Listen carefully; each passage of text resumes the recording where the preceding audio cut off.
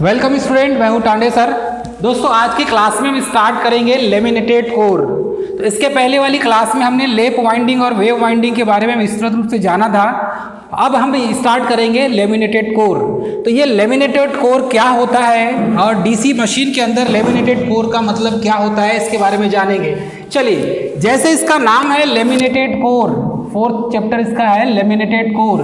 तो कोर मतलब होता है क्रोड, और ये जो क्रोड है, जिस प्रकार ट्रांसफार्मर में कोर हुआ करता था वैसे डीसी मशीन में भी कोर हुआ करता है।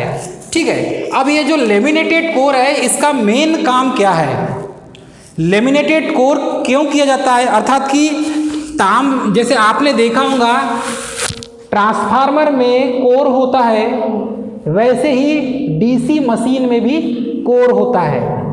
क्लियर है? जैसे ट्रांसफार्मर में कोर होता है वैसे डीसी मशीन में भी कोर होता है, लेकिन डीसी मशीन में कोर आपको कहां पर मिलेगा, आर्मेचर में। अर्थात कि ये कौन सा हो जाएगा, आर्मेचर कोर। मतलब कि आर्मेचर में आपको आर्मेचर कोर मिलेगा। एक और कोर मिलेगा आपको, तो ये जो आर्मेचर है ये तो घूमने वाला भाग होता है, जिसके ऊपर आर्मेचर वाइंडिंग प्लेस्ड की जाती है वो आर्मेचर कोर होता है। अब यहां पर देखेंगे तो फील्ड वाइंडिंग भी होता है कि नहीं डीसी मशीन में। तो ये जो फील्ड वाइंडिंग होती है, इस फील्ड वाइंडिंग में भी कोर होता है।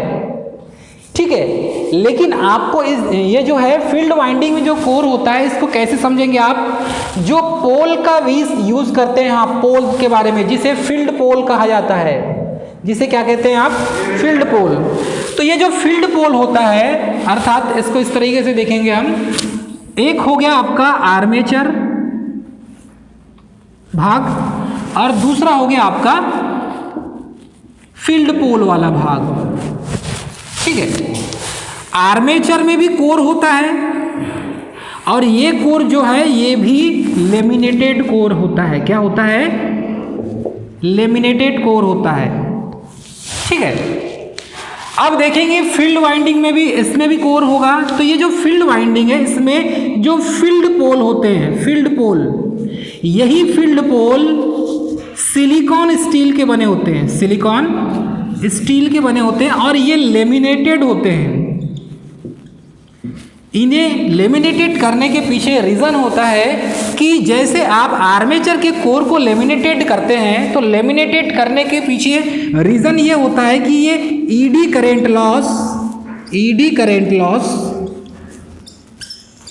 और हिस्टेरिसिस लॉस को रिड्यूस करता है, हिस्टेरिसिस लॉस को कम करता है। मतलब ये दोनों लॉस को कम करने के लिए हम कोर को क्या करते हैं, लेमिनेटेड करते हैं।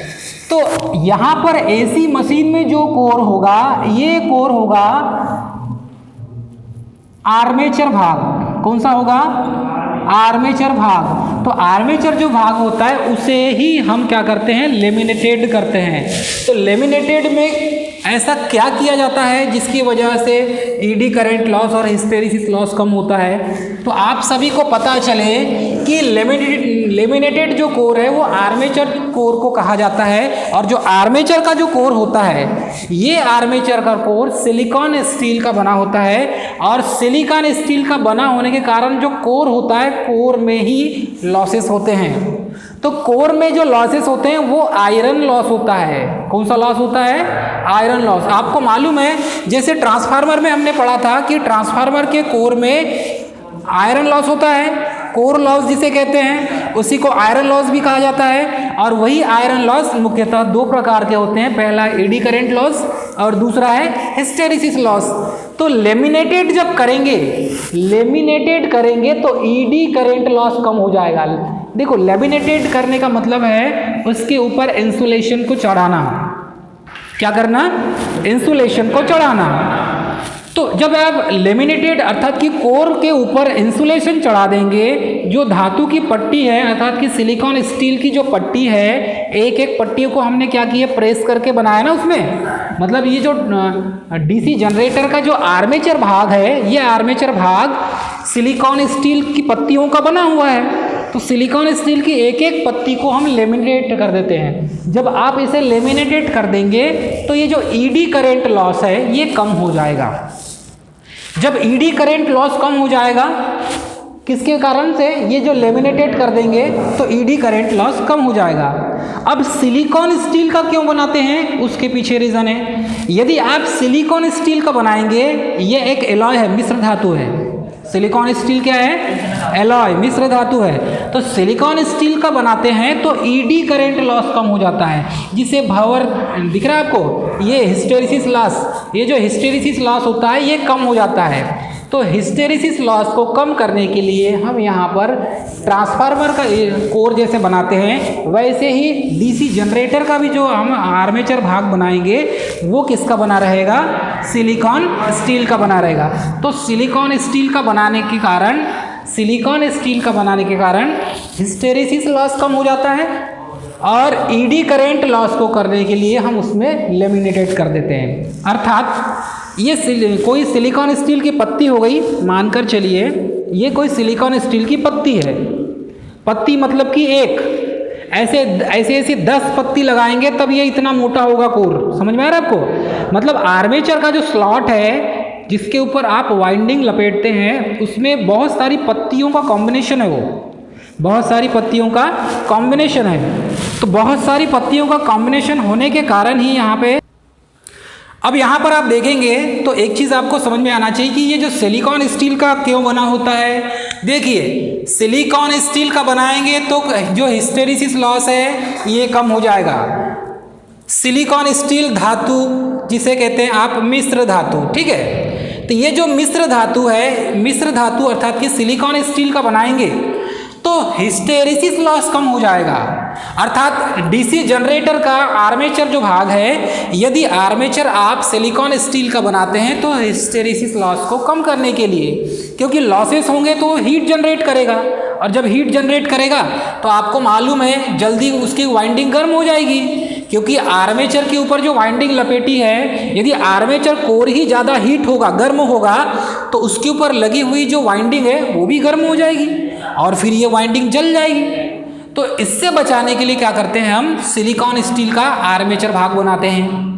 तो सिलिकॉन स्टील की छोटी छोटी जो पत्ती होती है उस पत्ती को प्रेस कर करके, कटिंग कर करके उसको बनाया जाता है। मतलब कि ये जो आपको दिख रहा है, जिस तरीके का इसमें सर्किट दिख रहा है आपको, एक डिस्क टाइप की दिख रही, चक्री टाइप की, ऐसी 50 चक्री होगी सेम साइज में कटी हुई, और 50 चक्री को फिर इस साइड से उस साइड होल करके बीचों बीच में ड्रिल करके रिवेट से कस दिया जाता है, तब ये आपका आर्मेचर तैयार होता है। अब ये एक एक पट्टी जो है सिलिकॉन स्टील की बनी हुई उसको लेमिनेशन चढ़ा देते हैं। लेमिनेशन समझते हैं आप, इंसुलेटेड करना। जब आप उसमें इंसुलेशन चढ़ा देंगे तो ये इंसुलेटेड हो जाएगी, और जब ये इंसुलेटेड हो जाएगी तो आपके जो आर्मेचर कोर है उसमें लॉसेस कम हो जाएंगे। मतलब कि हानि जो है उसके कोर में कम हो जाएगी, और जब हानि कम हो जाएगी तो ये ज़्यादा गर्म नहीं होगा, और जब ज़्यादा गर्म नहीं होगा तो ये जो इसमें इसके ऊपर जो वाइंडिंग लपेटी गई है, अर्थात कि आर्मेचर के ऊपर कौन सी वाइंडिंग होती है भाई, आर्मेचर वाइंडिंग होती है। तो यही आर्मेचर वाइंडिंग हीटेड नहीं होगी, गर्म नहीं होगी, और जब हीटेड नहीं होगी तो ये इलेक्ट्रिसिटी जनरेट करते समय इसका टेम्परेचर जो है वो लो रहेगा। जब लो रहेगा टेम्परेचर तो इलेक्ट्रिसिटी ज़्यादा देर तक वो जनरेट कर पाएगी, और उसमें ऐसे फॉल्ट भी नहीं आएंगे जिसकी वजह से यहाँ प्रॉब्लम क्रिएट हो। तो ये सारी चीज़ों को आपको समझना पड़ेगा।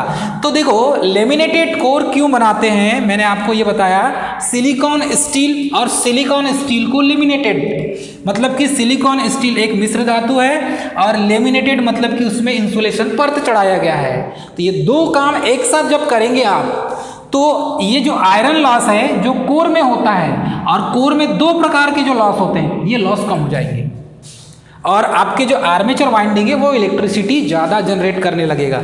तो ये इस तरीके से आप इसको समझ सकते हैं। जिस तरीके से आपने ईडी करंट लॉस को लेमिनेटेड कोर आपने ट्रांसफार्मर में बनाया था, फर्स्ट ईयर में हमने पढ़ा था ये वाला चैप्टर, वैसे ही यहाँ पर डीसी जनरेटर में भी उसका जो कोर है वो लेमिनेटेड होगा। क्लियर है सभी को?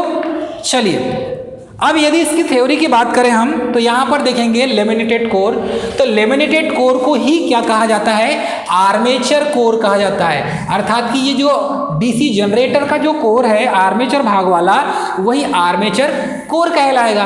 और इसका जो आपको सर्किट जो मिलेगा वो इस टाइप का बेलनाकार मिलेगा, सिलेंड्रिकल मिलेगा। कैसा मिलेगा, सिलेंड्रिकल मिलेगा, सिलेंड्रिकल शेप, ठीक है, या तो बेलनाकार शेप। अब ये दिख रहा है आपको सिलेंड्रिकल था कि बेलन के आकार का, सिलेंडर के आकार का दिख रहा है, ठीक है। अब इसमें यहां पर इसे डक्ट बने रहेंगे, क्या बने रहेंगे, डक्ट। अब डक्ट बने रहेंगे तो उसके अंदर एयर प्रवेश करेगी, हवा प्रवेश करेगी ना उसके अंदर, तो होल बनाया जाता है, उसे डक्ट कहते हैं, एयर डक्ट। क्या कहा जाएगा इसे, है एयर डक्ट, या उसे ही कहते हैं वायु छिद्र।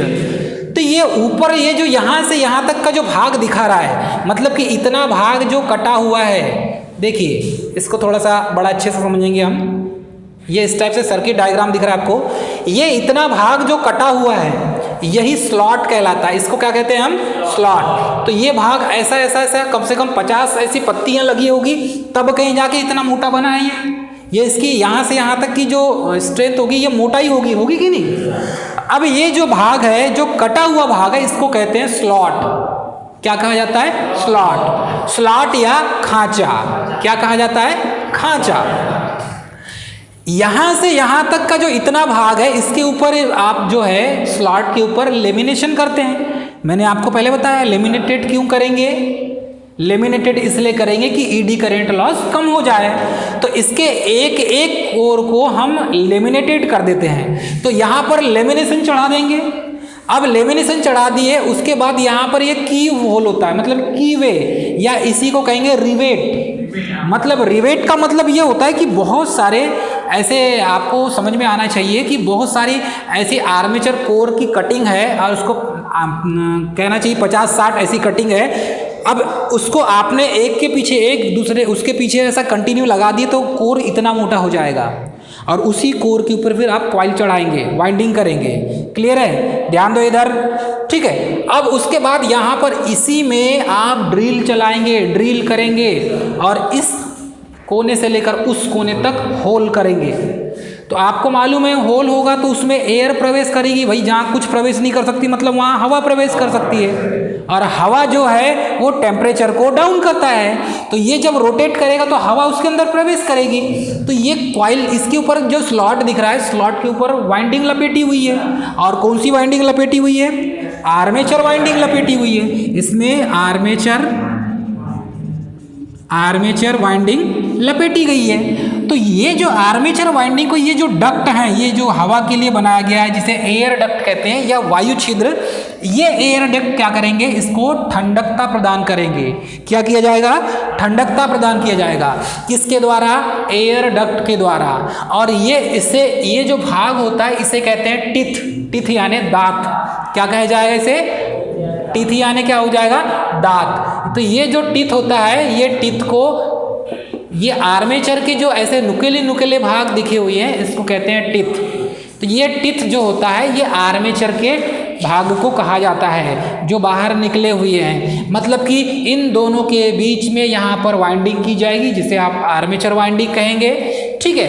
तो यहाँ पर देखेंगे एयर डक्ट बनाया जाता है, और यही एयर डक्ट क्या करता है, शाफ्ट को, मतलब कि पूरा सिस्टम को जो है वो ठंडकता प्रदान करने के लिए यूज़ किया जाता है। उसके बाद कीवे के बारे में भी जहाँ अपने कीवे मतलब कि रिवेट, ये क्या हो जाएगा, रिवेट, मतलब इसको फिक्स रखने के लिए, नहीं तो एक एक पत्ती जब घूमेगी तो अलग अलग निकल जाएगा। तो इसको निकलने से बचाने के लिए इसमें कीवे का काम किया जाता है ये। और ईडी करंट लॉस और जो है हिस्टेरिसिस लॉस, मतलब कि ईडी करंट लॉस और भंवर द्वारा जो हानि है, हिस्टेरिसिस लॉस और ईडी करंट लॉस, ये दोनों लॉस किसमें होगा, इसके कोर में होगा। भाई आर्मेचर के कोर में होगा ना ये दोनों लॉस। अब देखो आर्मेचर के कोर में मुख्यतः दो प्रकार के लॉस होंगे, ध्यान से देखिए। पहला लॉस होगा यहाँ पर आयरन लॉस, और दूसरा लॉस होगा copper loss. Copper loss. Iron loss जो होगा इसमें दो प्रकार के लॉस होंगे, जिसे आप अभी थोड़ी देर पहले पढ़े, ईडी करेंट लॉस और हिस्टेरिसिस लॉस। और ये जो कॉपर लॉस होता है, ये कॉपर लॉस तो भैया इसमें कॉपर की वाइंडिंग आपने किया है इसलिए कॉपर लॉस हो रहा है वो। तो ये आपने इस स्लॉट में जो वाइंडिंग डाली है, इस वाइंडिंग के कारण जो कॉइल आपने डाली है उसके कारण ही कॉपर लॉस होगा। ये कांस्टेंट है, मतलब ये होगा ही। आपको मालूम है इसके ऊपर कॉपर की वाइंडिंग हमने चढ़ाया है तो इसमें कॉपर लॉस होगा ही। ये जो आर्मेचर है, इस आर्मेचर कोर में दो प्रकार के लॉस होंगे जिसे आप कहते हैं आयरन लॉस। आयरन लॉस मुख्यतः दो प्रकार के होते हैं, एक तो ईडी करेंट लॉस और दूसरा हिस्टेरिसिस लॉस। और तीसरा जो लॉस है ये कॉपर लॉस। दूसरा लॉस क्या है? Copper loss. और तीसरा एक और लॉस होगा, और तीसरा लॉस जो होगा वो फ्रिक्शन एवं विंडेज लॉस होगा। वायु घर्षण के कारण भी हानि होती है। वायु घर्षण, क्योंकि इसमें छिद्र बने हुए हैं, एयर डक्ट बना है कि नहीं, तो वो कहीं ना कहीं घूमने में थोड़ा सा नुकसान करेगा, स्पीड को कम कर देगा वो। सेकंड, यहाँ पर बियरिंग्स लगे हुए हैं, घर्षण होगा बियरिंग में, तो बियरिंग में जो घर्षण होगा इसीलिए इसको बोलेंगे फ्रैक्शन एंड विंडेज लॉस, वायु घर्षण हानि। तो यहाँ पर घर्षण हानि भी होगी क्योंकि जो बियरिंग है और शाफ्ट के बीच में बियरिंग लगे होंगे, मतलब कि दांते लगे होंगे, तो ये जो बियरिंग है ये बियरिंग भी रोटेट करेगा, तो उन दोनों के बीच में भी कुछ ना कुछ लॉस जरूर होगा क्योंकि वो भी घूमेगा शाफ्ट के साथ में। अब शाफ्ट में आर्मेचर कनेक्ट है कि नहीं, शाफ्ट में आर्मेचर भी कनेक्ट है, उसी शाफ्ट में कम्यूटेटर भी कनेक्ट है, ठीक है, उसी शाफ्ट में बेयरिंग भी कनेक्ट है, उसी शाफ्ट में जो है बेयरिंग कनेक्ट है ना, तो बेयरिंग के ऊपर वाला भाग इंड रिंग है, इंड कवर है, तो ये सब एक साथ कनेक्ट हो जाएंगे, तो इसमें भी लॉसेस होंगे। अर्थात हम ये कह सकते हैं कि ट्रांसफार्मर में दो प्रकार के लॉस थे। कौन कौन से? कोई बताएगा भाई? आयरन लॉस और कॉपर लॉस, सही है। अब ये जो मशीन है, मशीन में रोटेटिंग पार्ट होने के कारण इसमें फ्रिक्शन और विंडेज लॉस, मतलब कि घर्षण हानि भी होता है इसमें। तो ट्रांसफार्मर में कितनी हानि थी? दो प्रकार की हानियां थी, लेकिन यहाँ पर जनरेटर में, मतलब कि जितनी भी डीसी मशीन हो चाहे एसी मशीन हो, दोनों में तीन प्रकार की हानि होगी। एक तो आयरन लॉस, दूसरा कॉपर लॉस और तीसरा फ्रिक्शन एंड विंडेज लॉस, क्योंकि इसमें रोटेटिंग पार्ट होता है इसीलिए इसमें विंडेज एंड फ्रिक्शन लॉस भी होगा। तो ये इतना आप समझ सकते हैं। ईडी करंट लॉस और जो भंवर धारा हानि है, इन दोनों को कम करने के लिए हम क्या करते हैं? लेमिनेटेड कोर का यूज़ करते हैं। और ये लेमिनेटेड कोर कैसी होती है? इंसुलेटेड होती है, ठीक है, जिसे लेमिनेटेड का मतलब ही बोलते हैं इंसुलेशन चढ़ाना, इसीलिए यहाँ पर यूज़ किया जाता है। और ईडी करंट लॉस को लेमिनेटेड कोर की मोटाई पर डिपेंड करेगा ये, अर्थात कि ये जो कोर है इसकी मोटाई पर डिपेंड करेगा, तो जितनी मोटाई होगी उस पर डिपेंड करेगा वो। तो इसको कम करने के लिए क्या करते हैं हम? इसकी जो कोर होती है उस कोर को पतली बनाई जाती है, मतलब कि ये जो सामने आपको डायग्राम दिख रहा है, ये यदि 1 mm का बना दें हम तो मोटा हो जाएगा। तो जैसे जैसे एक एक पत्ती की मोटाई को बढ़ाएंगे आप, तो उसमें यहाँ पर कौन सा लॉस ज़्यादा हो जाएगा? ईडी करंट लॉस ज़्यादा हो जाएगा। तो हम क्या करते हैं, यही सिलिकॉन स्टील की जो पत्ती है, एक एक पत्ती उसको पतली बनाते हैं। जब पतली बनाएंगे तो उसमें लॉस कम हो जाएगा। इस तरीके से एक एक पत्ती को ऐसा प्रेस करके बहुत बड़ा एक सिलेंडर कोर बनाते हैं, उसका मतलब कि लेमिनेटेड कोर बनाते हैं और इसके लॉस को कम करते हैं, ठीक है। तो ये इस तरीके से यहाँ पर आपको समझ में आ जाना चाहिए कि लेमिनेटेड कोर क्यों बनाते हैं? ईडी करंट और हिस्टेरिसिस लॉस को कम करने के लिए। सेकेंड पॉइंट कि डीसी जनरेटर में कितनी प्रकार की हानि होती है, कितने प्रकार के लॉसेस होते हैं, तो आपको बोलना है 3 प्रकार के। कौन कौन से? आयरन लॉस, दूसरा कॉपर लॉस और तीसरा फ्रिक्शन एंड विंडेज लॉस, मतलब कि घर्षण हानि। तो ये 3 प्रकार की हानियां इसमें होती है। चलिए आगे बढ़ेंगे हम। इसके बाद देखेंगे कम्यूटेटर। इसके बाद क्या देखेंगे हम? कम्यूटेटर। तो इसके बाद कम्यूटेटर के बारे में यदि हम जाने तो कम्यूटेटर भी इसी शाफ्ट में अटैच होता है। सभी को पता है कम्यूटेटर भी इसी के शाफ्ट में अटैच होता है। तो जहाँ पर आर्मेचर होगा, आर्मेचर के बाद वाला जो भाग होगा वो कम्यूटेटर होगा। तो आर्मेचर से जितने भी एक एक कंडक्टर को इंसुलेटेड, मतलब कि क्या कहना चाहिए, उसको हम ज्वाइंट करेंगे ना। कुछ समझ में आ रहा है भाई? एक एक आर्मेचर में जो वाइंडिंग हमने कॉइल लपेटा गया है हमारे द्वारा, उसको कम्यूटेटर सेगमेंट में उसके वहाँ पर जाके उसको क्या करेंगे, सोल्डरिंग करेंगे। जब सोल्डरिंग हो जाएगी तब वो काम सही करेगा। तो अब देखेंगे हम कम्यूटेटर क्या होता है। Commutator it's very important in this field, in this chapter. क्यों? क्योंकि कम्यूटेटर के बगैर एसी को डीसी में चेंज नहीं किया जा सकता।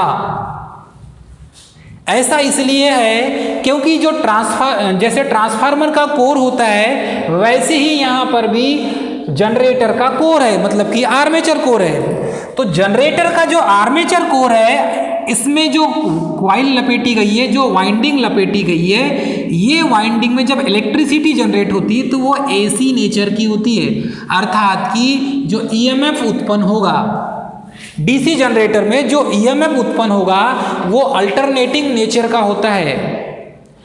डीसी जनरेटर में जो ईएमएफ उत्पन्न होता है वो आर्मेचर वाइंडिंग में होती है, और आर्मेचर वाइंडिंग में जो वोल्टेज उत्पन्न हुआ है, जो ईएमएफ उत्पन्न हुआ है, वो अल्टरनेटिंग नेचर का होता है, अर्थात कि क्या बनाकर मिलेगा हमें, एसी बनेगा। तो यही एसी को डीसी में कन्वर्ट करने के लिए कम्यूटेटर एक ऐसा मैकेनिकल अरेंजमेंट होता है, मतलब एक ऐसा यांत्रिक सिस्टम है जो एसी को डीसी में चेंज कर सकता है। बाकी दूसरा ऐसा यांत्रिक भाग जो घुमाकर, मतलब कि खुद रोटेट होकर एसी को डीसी में चेंज कर ले, ऐसा कोई उपकरण नहीं है या ऐसा कोई सिस्टम नहीं है। ये एक अकेला ऐसा सिस्टम है कम्यूटेटर, जो ईएमएफ उत्पन्न हुआ है एसी नेचर का, उसको डीसी में कन्वर्ट करने की क्षमता रखता है। और नहीं तो लिटरली हम ये बोलें कि इलेक्ट्रॉनिक सर्किट का उपयोग करके यदि हम एसी को डीसी में चेंज करें तो ऐसा कौन सा कंपोनेंट है, कौन सी डिवाइस है जिसे आप कहते हैं रेक्टिफायर। इट मीन्स आपके मोबाइल का जो चार्जर होता है वो रेक्टिफायर है एक प्रकार का, तो उसमें एक रेक्टिफायर सर्किट लगा हुआ है। तो एसी को डीसी में कन्वर्ट करने के लिए हम किसका यूज़ करते हैं, रेक्टिफायर सर्किट का यूज़ करते हैं। तो ये तो एक इलेक्ट्रिकल अरेंजमेंट हो गया। रेक्टिफायर कैसा हुआ, इलेक्ट्रिकल अरेंजमेंट हुआ। हमें मैकेनिकल अरेंजमेंट चाहिए, क्योंकि यहाँ पर कम्यूटेटर को निकाल दें तो ऐसी कोई युक्ति है नहीं जो घूमे भी और एसी को डीसी में भी चेंज कर दे। तो ऐसा कोई अरेंजमेंट है नहीं, इसीलिए हम यहाँ पर क्या करते हैं, कम्यूटेटर का यूज़ करते हैं। ये कम्यूटेटर जो ईएमएफ उत्पन्न हुआ है एसी में, उसको डीसी में चेंज कर देता है। चलिए, इसका जो आकार होता है, इसकी आकृति भी सेम मिलेगी आपको, अर्थात कि वृत्ताकार आकृति में होता है। ये किस प्रकार का मिलेगा आपको, कम्यूटेटर। ठीक है, तो ये इसे इंग्लिश में कम्यूटेटर कहा जाता है, लेकिन हिंदी में कहते हैं दिक् परिवर्तक। दिक् परिवर्तक, ये आपको याद रहना चाहिए कि हिंदी और इंग्लिश वर्ड ये कॉमन, कम्यूटेटर कॉमन वर्ड है, सबसे ज़्यादा कम्यूटेटर भी बोला जाता है, लेकिन हिंदी जो मीनिंग है, हिंदी जो वर्ड है, ये भी आपको याद रहना चाहिए।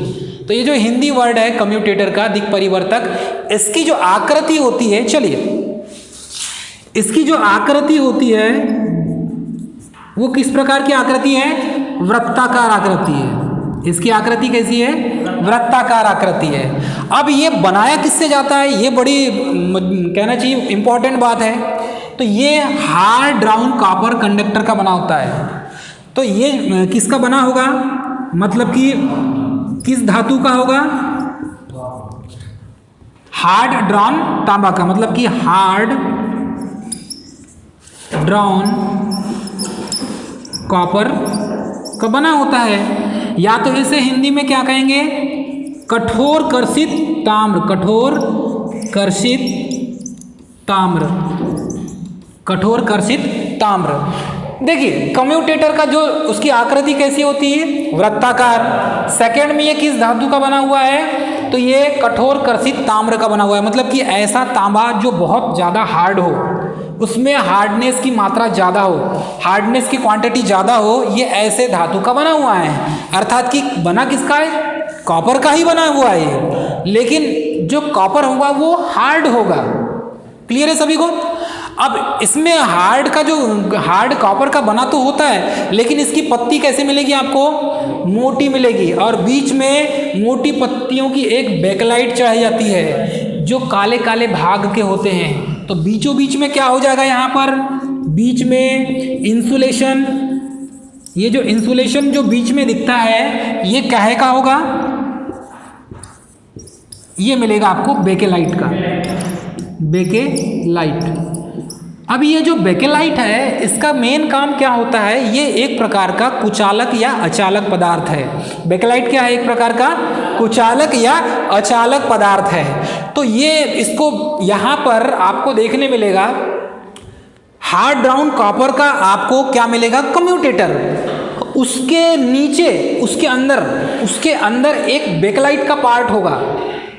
देखिए सबसे पहले क्या मिलेगा आपको, चलिए यहाँ देखिए, सबसे पहले वाला ये जो भाग है, ये जो भाग दिख रहा है आपको, ये है कम्यूटेटर। क्लियर है सभी को?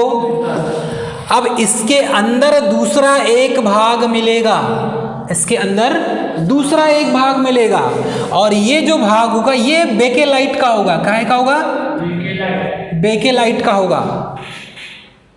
तो देखो इसके और इसके बीच में इंसुलेशन मटेरियल का काम कौन कर रहा है, बेकेलाइट कर रहा है। अब यहां पर अंदर क्या हो जाएगा, शाफ्ट। अब समझ में आपको, मतलब कि अंदर वाला जो भाग है 1, ये 2 और ये 3, सबसे ऊपर वाला कम्यूटेटर, उसके अंदर वाला बेकेलाइट और उसके अंदर वाला शाफ्ट। तो शाफ्ट, बेकेलाइट, कम्यूटेटर, 3 पार्ट हो गए। यहाँ पर ये बेकेलाइट चढ़ाने का कारण ये होता है कि ये जो शाफ्ट बना हुआ है धातु का, और ये जो कॉपर बना हुआ है, ये भी कॉपर मतलब कम्यूटेटर जो है वो भी धातु का है, तो ये दोनों शॉर्ट सर्किट ना हो, इसीलिए बीच में इंसुलेटिंग मटेरियल को चढ़ा दिया जाता है। और यही इंसुलेटिंग मटेरियल क्या है, बेकेलाइट है। तो बेकेलाइट हार्ड होता है, तो बेकेलाइट को चढ़ा देंगे आप, तो इसके शाफ्ट में सप्लाई नहीं आएगा, लीकेज करंट फ्लो नहीं होगी, और ये काम सही करेगा। इसीलिए बीच में आधार पर, बेस पर हम बेकेलाइट को चढ़ा देते हैं। क्लियर है? इतना सभी को समझ में आया? किसी कोई प्रॉब्लम? अब पत्तियों के बीच में जो रिक्त स्थान होता है, मतलब कि ये जो कम्यूटेटर है, और ये कम्यूटेटर के बीच में जो रिक्त स्थान होता है, ऐसे कम्यूटेटर उसमें कटे होंगे, ठीक है? तो बीच में जो गैप वाला स्थान होता है, वो गैप वाले स्थान में माइका अर्थात कि अभ्रक को भर दिया जाता है। तो बीच वाला जो स्थान होता है गैप में मतलब कि बीच वाला जो भाग होगा, यहाँ पर माइका या अभ्रक को भर दिया जाता है। अब ये बीच में माइका या अभ्रक भरने के पीछे रीज़न क्या है, आपको पता है? आपको मालूम है कि एक कम्यूटेटर जो सेगमेंट होता है उसको हम आर्मेचर कॉइल से सोल्डरिंग कर देते हैं, तो 2 तार के बीच में एक माइका होना चाहिए। भाई मानकर चलिए यहाँ पर कि ये एक गाला हो गया, ये दूसरा गाला हो गया, तीसरा गाला हो गया, तो ये एक गाले के बीच में एक तार यहाँ पर जुड़ेगा आर्मेचर वाइंडिंग का, फिर यहाँ दूसरा जुड़ेगा, फिर यहाँ तीसरा जुड़ेगा, और ये जो लाइन है ये लाइन काय की हो जाएगी, माइका की हो जाएगी। किसकी हो जाएगी ये लाइन? माइका अर्थात कि अभ्रक की लाइन हो जाएगी। तो ये जो कंडक्टर है जब धारा प्रवाह करेगा तो यहाँ से धारा प्रवाह होगी, बाहर निकल जाएगा, ठीक है, और इसके बाद यहाँ से धारा प्रवाह हो जाएगी तो बाहर निकल जाएगा। क्लियर है? देखिए यहाँ पर आपको समझने के लिए सबसे अच्छा सिस्टम ये है, ये जो माइका है ये माइका बीचों बीच में है। कहने का मतलब ये है कि यहाँ से यहाँ तक ये आर्मेचर कंडक्टर हो गया। ये कौन सा कंडक्टर हो गया? Armature conductor. अब ये 1, 2 और ये 3 आर्मेचर कंडक्टर यहाँ पर लगे हुए हैं। तीनों आर्मेचर कंडक्टर में जब यहाँ से इलेक्ट्रिसिटी जनरेट होगी, आपको मालूम है ये जो आर्मेचर वाइंडिंग होता है इसी से इलेक्ट्रिसिटी जनरेट होती है। तो जब इसमें इलेक्ट्रिसिटी जनरेट होगी अर्थात कि ईएमएफ जब इसमें बनेगा तो यही रोटेटिंग वाला ईएमएफ है, और यही रोटेटिंग वाले ईएमएफ को निकालना है तो हमें क्या करना होगा कि ये जो आपका कम्यूटेटर है, इस कम्यूटेटर के ऊपर कार्बन ब्रश को चलाया जाएगा। जब कार्बन ब्रश इसके ऊपर प्रेस करके चलेगा तो ये जो आर्मेचर वाइंडिंग है, ये आर्मेचर वाइंडिंग में जो वोल्टेज बना है, यही वोल्टेज को हम बाहर निकाल सकते हैं। उसके पीछे रीज़न यही है। नहीं तो हम यहाँ पर जो डायनेमिकली मतलब कि गतिज ऊर्जा है कि नहीं, इसमें काइनेटिक एनर्जी है, इसमें गतिज ऊर्जा है, और ये डायनेमिकली इंड्यूस्ड ईएमएफ उत्पन्न कर रहा है। आपका जो जनरेटर है वो डायनेमिकली इंड्यूस्ड ईएमएफ उत्पन्न करता है, मतलब कि गतिज ऊर्जा वाला। तो गतिज रूप से यहाँ पर जो इंड्यूस्ड ईएमएफ उत्पन्न हो रहा है उसे निकालना बहुत मुश्किल होता है, उसको आप ऐसे नहीं निकाल सकते। उसके लिए यहाँ पर कम्यूटेटर सेगमेंट को लगाया गया और कम्यूटेटर के एक एक भाग में एक एक तार को यहाँ पर सोल्डरिंग कर दिए। तो ये जो भाग दिख रहा है, ये भाग यहाँ पे जिसे राइजर कहते हैं, यहाँ पर एक एक कम्यूटेटर की जो एक एक जो आर्मेचर वाइंडिंग जो तार है उसको सोल्डरिंग कर देते हैं, ताकि इस तार में जब वोल्टेज पैदा हो तो यहाँ पर कम्यूटेटर में आके मिले। और जब कम्यूटेटर में आकर मिलेगा तो कम्यूटेटर में ऐसे सेगमेंट बने हैं, मतलब खांचे बने हैं, और वो खांचों के ऊपर कार्बन ब्रश चलेगा। जैसे अब यहाँ पर कार्बन ब्रश चलेगा, कैसे चलेगा? यहाँ पर ये एक कार्बन ब्रश यहाँ लगा दिए, ठीक है, और दूसरा कार्बन ब्रश यहाँ लगा दिए, तो ये पॉजिटिव का टर्मिनल का हो गया और ये निगेटिव टर्मिनल का हो गया। अब जैसे ही ये कम्यूटेटर घूमेगा तो ये जो कार्बन ब्रश है इससे घिसाएगा, चिपकेगा ना उससे। तो ये कम्यूटेटर में जो वोल्टेज बह रही है उस वोल्टेज को ये कार्बन ब्रश बाहर निकाल लेगा। ये सिस्टम है इसका। और जब ये कार्बन ब्रश बाहर निकालेगा तो ये इसका काम क्या है कम्यूटेटर का, क्योंकि यहाँ पर कम्यूटेटर में जो सप्लाई आ रहा है, सप्लाई जो आ रहा है मतलब यहाँ तक जो आएगा तो वो एसी नेचर का आएगा। कम्यूटेटर में सप्लाई पहुंचने के पहले मतलब जहां पर सोल्डरिंग हो रही है, जहां पर सोल्डरिंग मतलब कि आर्मेचर वाइंडिंग का तार आके जहां पर ज्वाइंट हो रहा है वहां तक का जो नेचर होगा वो अल्टरनेटिंग नेचर का होगा। मतलब कि ये जो वाइंडिंग है, इस वाइंडिंग में जो सप्लाई आ रहा है वो एसी नेचर का है। अब ये जैसे कम्यूटेटर में जुड़ गया और कम्यूटेटर रोटेट हो रहा है, तब ये कम्यूटेटर क्या करता है, एसी की वेव फॉर्म में पॉजिटिव हाफ साइकिल को बचाकर रखता है और ये निगेटिव जो हाफ साइकिल है इसको खा जाता है। मतलब निगेटिव की जो हाफ साइकिल है उसको बनने ही नहीं देता वो। यदि ये निगेटिव की हाफ साइकिल को बनने देता तो ये यहाँ पर हमको कम्यूटेटर में इसके कार्बन ब्रश में हमको फिर एसी वोल्टेज मिलता। तो ये क्या काम करता है कम्यूटेटर, एसी को डीसी में चेंज कर देता है, जैसे रेक्टिफायर करता है। रेक्टिफायर का काम भी यही है, ये जो है पॉजिटिव की साइकिल को अपने अंदर से चलाता है, नेगेटिव की साइकिल नहीं चलती। वैसे ही ये भी कम्यूटेटर भी वही काम करता है, पॉजिटिव की साइकिल को चलाएगा और नेगेटिव की साइकिल को नहीं चलाएगा। तो यहाँ पर ऑटोमेटिकली एसी को डीसी में चेंज हो जाएगा। ये ऑटोमेटिकली होगा कि नहीं? ये जब एसी को डीसी में चेंज कर देगा इस सिस्टम में, तो ये ऐसा रोटेटिंग मतलब कि घूमता हुआ एक मैकेनिकल अरेंजमेंट है ये। और इसमें यही चीज़ आपको देखने मिलेगी। ये जो मैकेनिकल अरेंजमेंट है, इस मैकेनिकल अरेंजमेंट को कहते हैं हम दिक् परिवर्तक या फिर कहते हैं कम्यूटेटर। तो ये कम्यूटेटर का मेन काम यही है, नेगेटिव जो हाफ साइकिल होगी उसको एलिमिनेट कर देगा, खा जाएगा, और पॉजिटिव की हाफ साइकिल को चलने देगा। तब हमको कार्बन ब्रश पर यहाँ पर पॉजिटिव मिलेगा और यहाँ पर कुछ नहीं है मतलब निगेटिव है, तो ये निगेटिव यहाँ पर मिलेगा। इसको इस सप्लाई को हम यहाँ पर एक टर्मिनल बॉक्स लगाएंगे और टर्मिनल बॉक्स में हमको प्राप्त हो जाएगा। तो इस तरीके से कम्यूटेटर काम करता है। अब यहाँ पर ये जो कम्यूटेटर को आर्मेचर शाफ्ट में देखो स्थापित किया जाता है, वही चीज़ लिखी हुई है, और पत्तियों के सिरों पर आर्मेचर वाइंडिंग्स सोल्डर कर दिया जाता है। ये सारी चीज़ जो है मैंने थ्योरेटिकली यहाँ जो लिखा हुआ है मैंने यहीं पर आपको समझा दिया। और इसमें क्या हो जाएगा, सोल्डरिंग कर देंगे तो मुख्य कार्य क्या हो जाता है, ये आर्मेचर कॉइल में उत्पन्न विद्युत वाहक बल को डीसी में बाह्य परिपथ को प्रदान करना। और ये जो बाह्य परिपथ होता है ये होता है कार्बन ब्रश। क्या होता है? Carbon brush. दोस्तों एक और चीज़ बड़ी अच्छी है, ये जो कार्बन ब्रश है प्रत्येक कार्बन ब्रश 2 वोल्ट ड्रॉप करता है। तो आपको मालूम है कार्बन एक अपवाद है, कार्बन एक अपवाद है कि नहीं?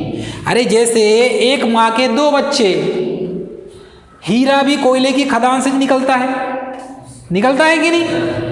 मतलब कार्बन के दो अपर रूप, हीरा और ग्रेफाइट। तो यहाँ पर ये जो कार्बन है जो काला होता है, ये आप पर भी डिपेंड करता है। कहने का मतलब आपके दैनिक जीवन पर भी काम आता है। कैसे बताते हैं हम? एक माँ के दो बच्चे हैं, एक होशियार निकला तो हीरा निकला, और एक पूरा बुद्धू निकला तो पूरा कोयला निकला। वैसे ही यहाँ पर भी है। अब वो डिपेंड ये करेगा कि ये मत सोचिए कि कोयले की मतलब कि कोयले की खान में वहाँ से चमकता हुआ हीरा नहीं निकल सकता, आप में से भी निकल सकता है यदि आप मेहनत करोगे तो। देखिए ये जो कम्यूटेटर है, ये कम्यूटेटर AC को DC में उत्पन्न करके देता है, और इसका मेन काम होता है कि ये जो विद्युत वाहक बल उत्पन्न हुआ है उसको DC में किसके माध्यम से बाहर निकाले? कार्बन ब्रश के माध्यम से बाहर निकाले। अब ये जो कार्बन ब्रश है इसके बारे में जानेंगे। ये जो कार्बन ब्रश है, ये कार्बन ब्रश, प्रत्येक कार्बन ब्रश 2 वोल्ट ड्रॉप करता है। क्या करता है? 2 वोल्ट ड्रॉप करता है। तो 2 वोल्ट ड्रॉप क्यों करता है? क्योंकि कार्बन ब्रश जब नॉर्मल टेम्परेचर पे होता है, नॉर्मल टेम्परेचर कहने का मतलब रूम टेम्परेचर, रूम टेम्परेचर मतलब कि एटमॉस्फेयर का टेम्परेचर कांस्टेंट है। जैसे आपके बॉडी का टेम्परेचर 37 डिग्री सेल्सियस यदि है, इसका मतलब ये है कि आप स्वस्थ व्यक्ति हैं। लेकिन आपका बॉडी का टेम्परेचर 40 डिग्री सेल्सियस हो जाए तो फिर आपकी तबीयत खराब है। कोरोना काल में जो थर्मल जो गन थी, आपने देखे होंगे, थर्मल गन यही चीज चेक करती थी। भाई जिसको बुखार होगा उसका टेम्परेचर क्या होगा? अधिक होगा। तो जिसको बुखार है उसके थर्मल गन यदि उसके मस्तक में, फेस में हम चलाएंगे तो उसका टेम्परेचर नोट कर लेगा वो, और जब टेम्परेचर नोट कर लेगा तो समझ में आ जाएगा कि इस आदमी की तबीयत खराब है, विदाउट टेस्ट किए। ये एक नॉर्मल टेस्ट करने का तरीका था कोरोना काल में, ठीक है। वैसे ही ये जो कार्बन ब्रश है जब नॉर्मल टेम्परेचर पर होता है तो ये कुचालक की भांति कार्य करता है, मतलब कि इससे धारा प्रवाहित नहीं होगी, कुचालक। लेकिन आपने उसको गर्म कर दिया, क्योंकि ये रोटेट होता है, कम्यूटेटर के ऊपर चलेगा तो वो घिसाएगा तो गर्म होगा कि नहीं? होगा। और जब गर्म होगा तो टेम्परेचर बढ़ेगा, उसका टेम्परेचर बढ़ेगा तो टेम्परेचर के बढ़ने पर एज अ कंडक्टर काम करता है। ये क्या बन जाता है? चालक बन जाता है, चालक बन जाता है। यदि इसका टेम्परेचर कांस्टेंट रहे तो ये क्या बन जाता है? इंसुलेटर, मतलब अचालक, और इससे धारा प्रवाह नहीं होती।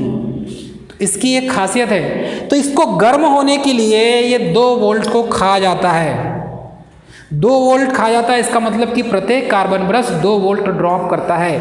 यदि किसी जनरेटर में 60 वोल्ट बना रहा है कोई जनरेटर, तो 2 वोल्ट मतलब कि एक कार्बन ब्रश 2 वोल्ट खा जाएगा, तो 2 कार्बन ब्रश कितने वोल्ट खा जाएगा? 4 वोल्ट। तो आपको आउटपुट जो है वो टर्मिनल बॉक्स में कितना मिलेगा? 56 वोल्ट। 4 वोल्ट ड्रॉप हो गया ना, 56 वोल्ट मिलेगा। तो ये सारी चीज़ें आपको पता रहना चाहिए। तो ये तो था कम्यूटेटर। अब चलिए, कम्यूटेटर में भी बहुत सारी चीज़ें हैं, हम आगे पढ़ेंगे इसमें, ठीक है। चलिए, अब ये कम्यूटेटर दिखता कैसा है इसे देखिए आप, स्पष्ट रूप से आपको दिखने लगेगा। यहाँ पर क्या क्या लगा हुआ है, कैसा लगा हुआ है, इसके बारे में जानिए। देखो, सबसे पहले तो दिया है ये माइका, वी रिंग दिया है, राइजर दिया है, लग अथवा दिया है, एंड रिंग दिया हुआ है, कम्यूटेटर हब दिया हुआ है। तो ये कम्यूटेटर का अनुप्रस्थ काट क्षेत्रफल है। अनुप्रस्थ काट क्षेत्र मतलब क्रॉस सेक्शन दिया गया है। देखिए, ये जो कम्यूटेटर है, ये कम्यूटेटर का ये जो भाग होता है, यहाँ पर ये भाग होता है राइजर, और यही भाग में कंडक्टर को सोल्डरिंग करते हैं। क्या करते हैं? अब यहाँ पर इसी राइजर में प्रत्येक कंडक्टर को, मतलब कि आर्मेचर की जो वाइंडिंग है, ये वाइंडिंग को हमने यहाँ पर सोल्डरिंग कर दिए। ये सोल्डरिंग हो गई भैया, और ये आर्मेचर वाइंडिंग है। तो आर्मेचर वाइंडिंग के प्रत्येक कंडक्टर को इस राइजर में, कम्यूटेटर का जो राइजर है यहाँ पर सोल्डरिंग कर दिए, तो जो इलेक्ट्रिसिटी जनरेट होगी, तो यहाँ पर ऐसे आके प्लेस्ड होगी, मतलब उधर से बिजली यहाँ पर पहुँचेगी और सीधे कहाँ पहुँचेगी, कम्यूटेटर के राइजर पर, क्योंकि राइजर से जुड़ा हुआ है। तो कम्यूटेटर के राइजर पर जब प्लेस्ड होगी तो कम्यूटेटर के राइजर में यहाँ पर देखेंगे तो ये ऐसे सेगमेंट मिलेंगे जिसे कम्यूटेटर सेगमेंट कहते हैं, खांचे कहते हैं। तो ये कम्यूटेटर खांचे हैं, यहाँ पर दोनों के बीच में एक माइका का गैप मिलेगा, मतलब इस टाइप से मिलेगा, और यहाँ पर ये राइजर में एक एक कंडक्टर को प्लेस्ड कर दिए हमने। अब यहाँ से धारा प्रवाहित होगी, यहाँ से धारा प्रवाहित होगी, तो ये एसी नेचर की धारा प्रवाहित होगी, तो यहाँ पर तक जो है एसी नेचर पहुँचेगा आपका, ये एसी यहाँ तक पहुँचा। लेकिन यहाँ पर एक ऐसा काम होता है कि यहाँ सिर्फ डीसी बनता है। कहने का मतलब कि आपका जो पॉजिटिव जो हाफ साइकिल है, वही पॉजिटिव हाफ साइकिल की जो करंट की जो वेव है वो यहाँ तक पहुँचती है। बाकी जो नेगेटिव हाफ साइकिल है उसको एल्यूमिनेट कर देता है, वो हटा देता है। तो ये आपका जो राइजर है, और यहाँ पर इंसुलेटेड कॉपर सेगमेंट, तो ये जो सेगमेंट बने होते हैं वो किसके बने होते हैं, कॉपर के बने होते हैं। क्योंकि आपको मालूम है ये जो कम्यूटेटर होता है, ये commutator total hard round copper का बना होता है, कठोर कर्षित ताम्र का बना होता है। तो यहाँ पर इंसुलेटेड कॉपर सेगमेंट का मतलब ये है कि ये जो इंसुलेशन चढ़ाया गया है ये किसका है, माइका का है। आपने माइका का, अभ्रक का इंसुलेशन चढ़ाया है। तो यहाँ पर दो सेगमेंट के बीच में, ऐसा दो सेगमेंट होगा, दो खांचों के बीच में, ये दो खांचे हैं और दो खांचों के बीच में आपने क्या चढ़ा दिया, इंसुलेशन चढ़ा दिया। तो जब दो खांचों के बीच में आप इंसुलेशन चढ़ा देंगे तो मानकर चलिए एक कौन सा हो जाएगा, यहाँ से एक कंडक्टर का जो करंट है इस लाइन से पहुँचेगी, फिर दूसरे कंडक्टर की इस लाइन से, तीसरे कंडक्टर की इस लाइन से।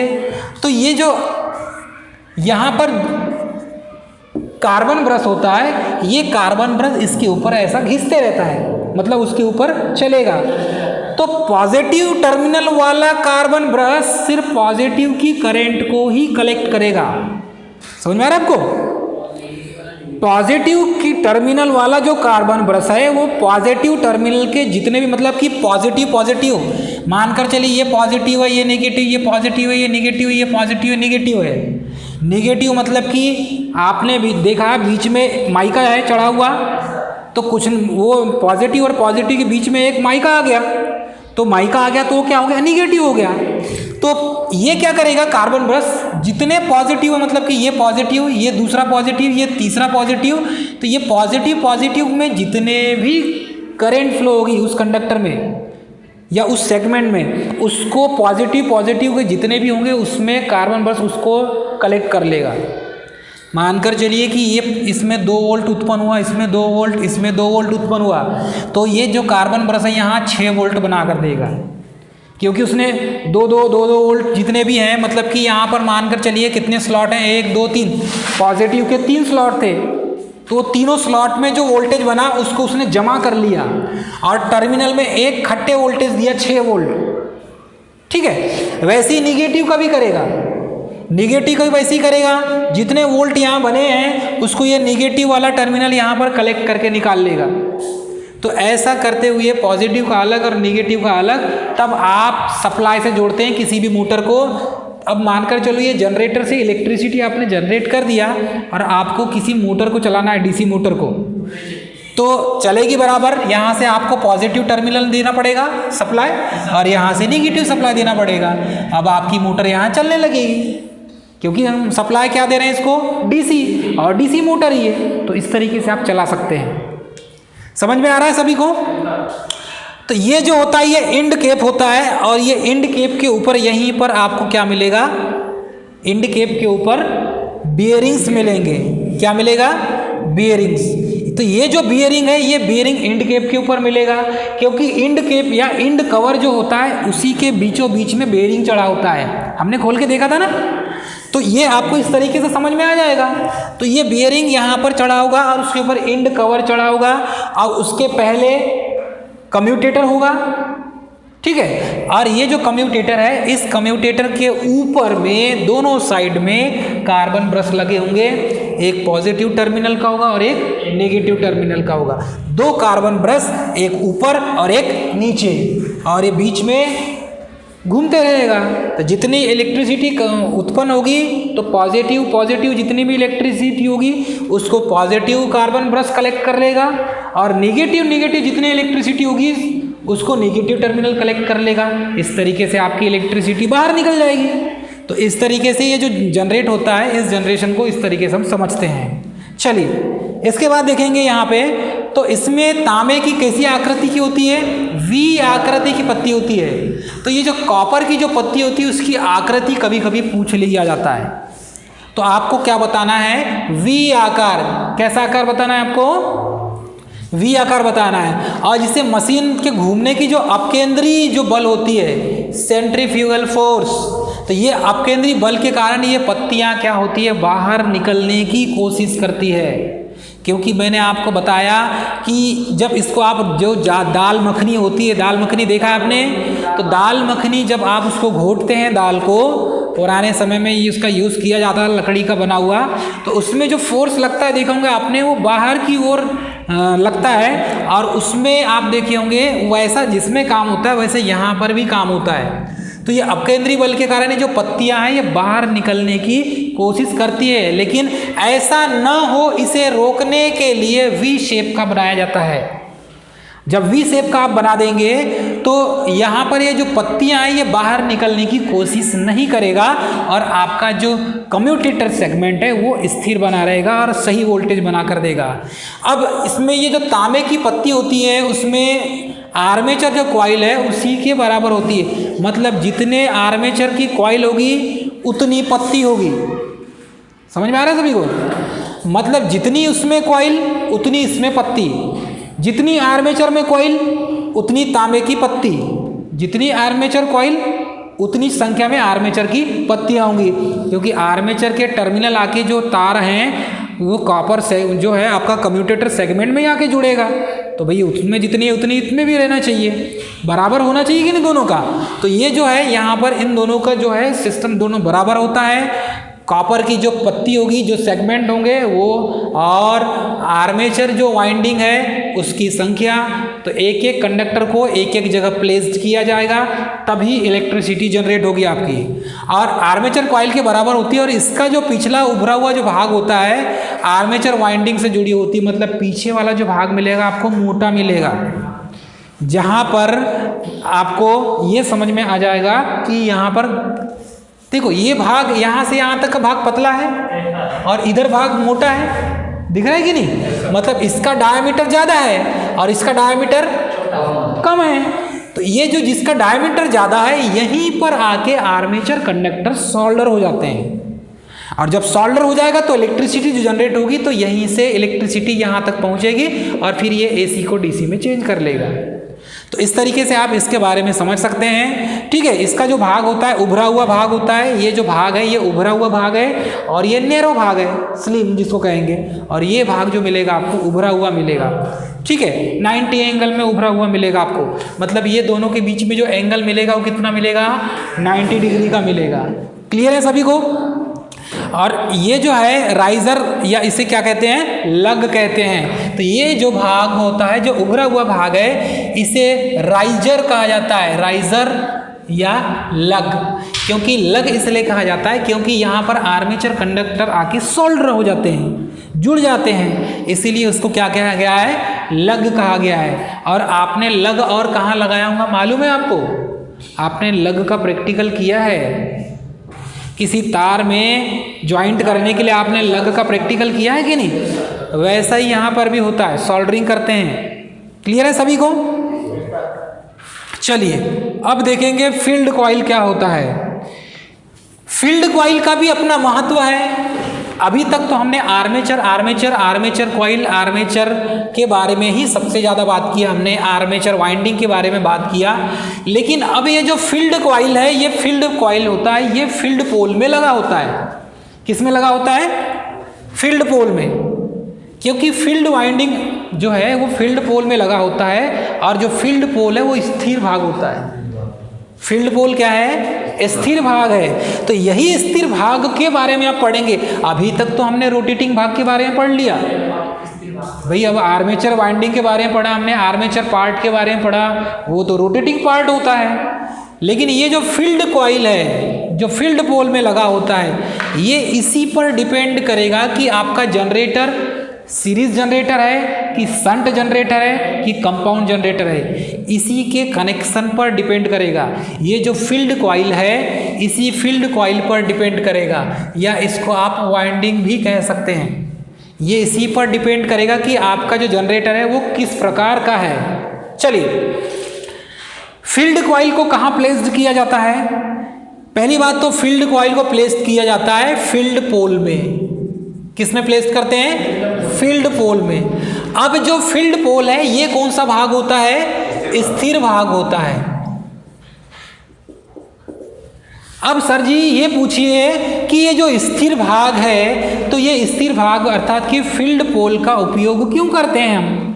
तो फील्ड पोल का उपयोग इसलिए करते हैं कि मैग्नेटिक फील्ड बनाया जाए, मैग्नेटिक फील्ड बनाया जाए। मैग्नेटिक फील्ड यदि नहीं बनेगा तो आर्मेचर की जो वाइंडिंग उसमें फ्लक्स कट होंगे नहीं और इलेक्ट्रिसिटी जनरेट होगा नहीं। तो यहाँ पर जब तक फील्ड पोल में फील्ड वाइंडिंग को हम नहीं करेंगे तब तक यहाँ पर N और S दो पोल नहीं बनेंगे। मानकर चलिए ये एक N पोल है और ये एक S पोल है, ये दो पोल है यहाँ पे। अब ये N पोल और S पोल के बीच में आर्मेचर है।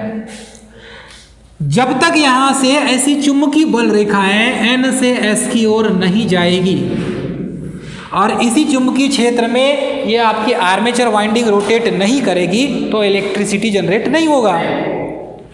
कहने का मतलब है किसी आज हमने जो प्रैक्टिकल देखा था और आज हमने जो टर्मिनल टेस्टिंग वाला प्रैक्टिकल देखा उसमें हमने देखा कि ये जो है आपका जनरेटर इलेक्ट्रिसिटी जो है मतलब कि टर्मिनल में वोल्टेज नहीं दिख रहा है। हमने लैंप से चेक किया, टर्मिनल वोल्टेज नहीं बना रहा है।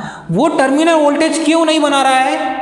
क्योंकि उसका फील्ड जो है वो एक्साइटेड है ही नहीं है, मतलब कि फील्ड में चुंबकीय क्षेत्र विद्यमान नहीं है। अब बिना चुंबकीय क्षेत्र में मतलब कि ये बिना चुंबकीय क्षेत्र, यहाँ पर कोई चुंबकीय क्षेत्र नहीं है बेटा। अब ये बिना चुंबकीय क्षेत्र में अब मैं इस आर्मेचर कंडक्टर को घुमाऊं तो बिजली पैदा होगी क्या? नहीं होगी ना। इसके लिए आपको किसकी जरूरत होगी? चुंबकीय क्षेत्र की जरूरत होगी। तो जैसे ही आपने यहाँ पर चुंबकीय क्षेत्र बनाना चालू किया, अब इस चुंबकीय क्षेत्र में आपने आर्मेचर को घुमाया तो इलेक्ट्रिसिटी जनरेट होने लगेगी। तो यहाँ पर मेन काम जो होता है ये फील्ड कॉइल का, यही इलेक्ट्रिसिटी जनरेट करने के लिए विद्युत चुंबकीय क्षेत्र बनाने का काम होता है। तो ये जो फील्ड वाइंडिंग है अर्थात कि ये जो फील्ड पोल है N और S पोल कौन सा है? फील्ड पोल। और फील्ड पोल में कौन सी वाइंडिंग होती है? फील्ड वाइंडिंग होती है। यही फील्ड वाइंडिंग क्या बनाता है? चुंबकीय क्षेत्र। क्या बनाता है? चुंबकीय क्षेत्र।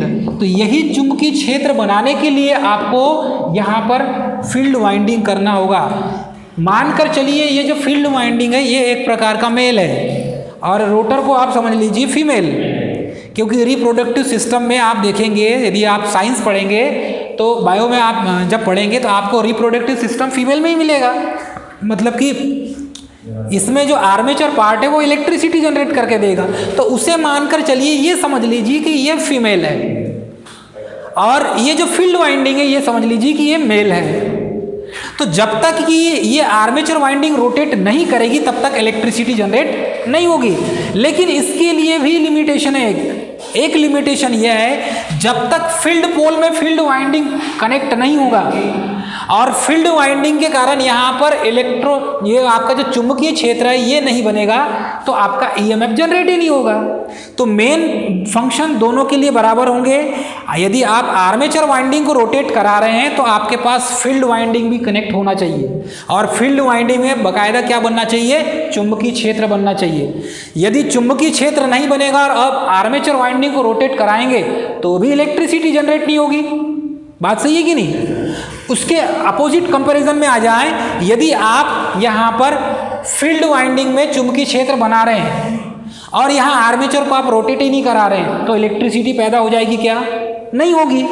मतलब दोनों सिचुएशन होना बहुत जरूरी है।